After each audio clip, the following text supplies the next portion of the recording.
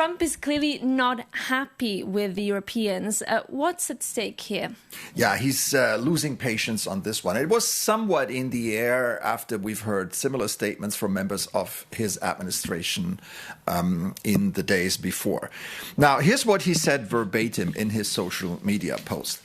I've been waiting patiently for the EU to fulfill their side of the historic trade deal we agreed in Turnberry, Scotland, the largest trade deal ever.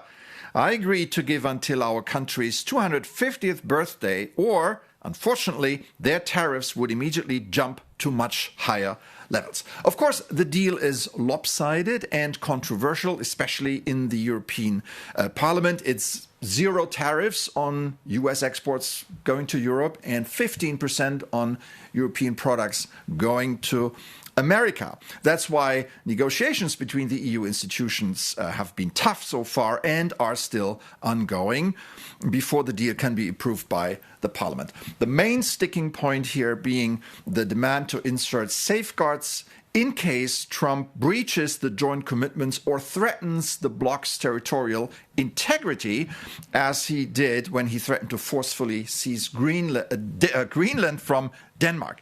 The problem, of course, is, Maeve, that no one in Europe believes that this is a good deal for us. But still a looming threat of 25% tariffs on EU cars. That could be a big blow, especially to the German car industry.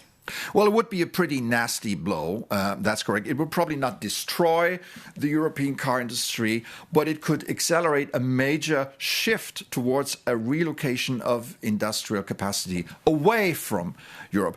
Now, not all German car makers would be equally exposed. BMW, Mercedes, and Volkswagen, they all run major plants in the US, and Trump himself has said that vehicles made in US factories would avoid tariffs.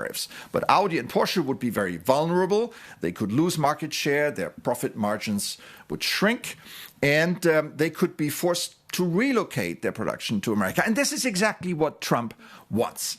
That could lead, of course, to further weakening Germany's car industry and Germany's industrial base, and also put pressure on its suppliers in Eastern Europe. And then the question is, what would the EU do? Would it retaliate, and how?